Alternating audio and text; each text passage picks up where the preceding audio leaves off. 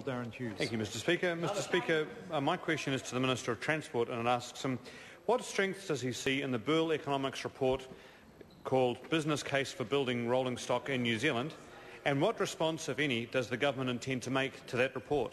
The Honourable Stephen Joyce. Mr Speaker, it's difficult to see strengths when the report is based on highly debatable assumptions. For example, the cost per electric unit is being compared as if the examples in the report are all the same, when quite obviously they're not. They suggest that the newer Asian manufacturers are having trouble selling trains overseas, and then suggest that New Zealand somehow, though, could be a successful exporter. The economic benefits are calculated by suggesting that trains will be mostly built by skilled train manufacturers who are currently unemployed, which is doubtful. They also made no allowance for any commercial risk for the trains to be built in this country, despite the fact that it's never been done before, which frankly is inexplicable. And sorry, Mr Speaker, Hughes. the answer to the second part of the question... No, order. I've called the Honourable Darren Hughes. Supplementary question. When he suggested yesterday that the new electric multiple units are high-tech and much more challenging to manufacture than conventional carriages, why did he say that when the Berl model already has the engines, bogies and electronics being sourced from overseas, which would leave 70% of the work to be done by our skilled Kiwi workforce?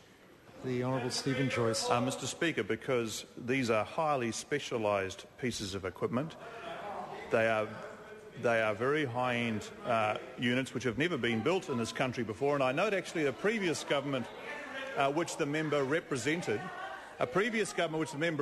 also took that view, because they bought the trains for Wellington from Korea rather than have them built at the work.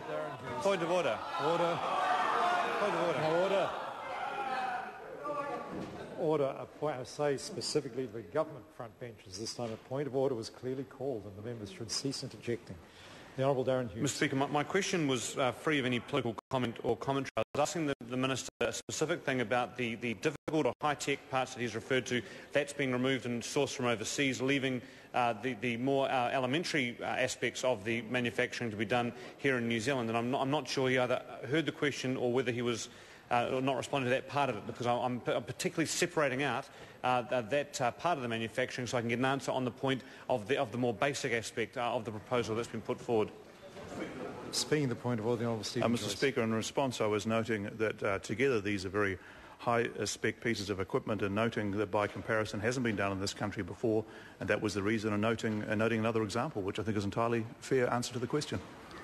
I think on this occasion, I think I can't expect the Minister to give a particular answer. The Minister has basically disputed the member's assertion when he asked the question that some of the manufacture is fairly simple. The Minister in his answer is arguing that the manufacture is complex, and in disagreeing with the fundamental aspect of the member's question, I believe he is answering it. He's not dodged it altogether at all. Claire Curran. Parliamentary, Mr Speaker.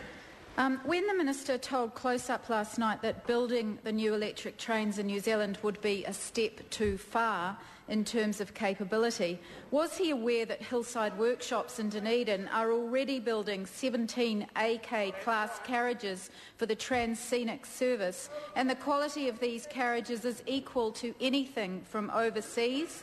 And if not, why not? The Honourable Stephen Joyce. Mr Speaker, I absolutely am aware of what's being built in the workshops in Dunedin, and are doing a fantastic job of building carriages and refurbishing and rebuilding rolling stock. I would point out to the member that it's quite a different exercise to build electric multiple units, which are engines and carriages in the same train, the last time I looked.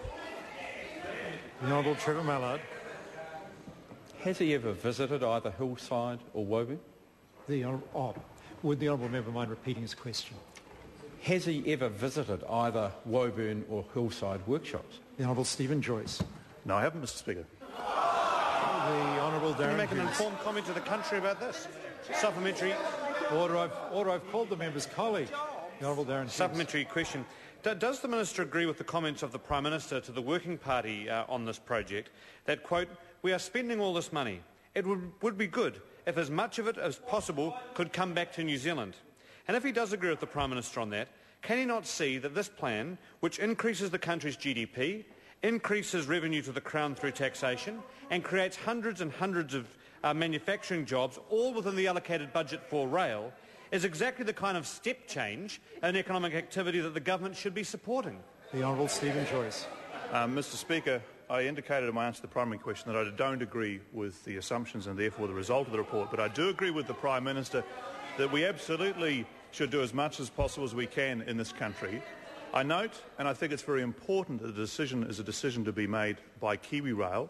I note that they are saying that they are unlikely to do it because they don't want to take the commercial risk, and I don't think politicians should be placing themselves over the top of Kiwi Rail. Let's face it, the last time politicians in this country decided that they could make a decision around rail, they spent $1 billion for a $388 million asset. Question number 11, Simon Bridges.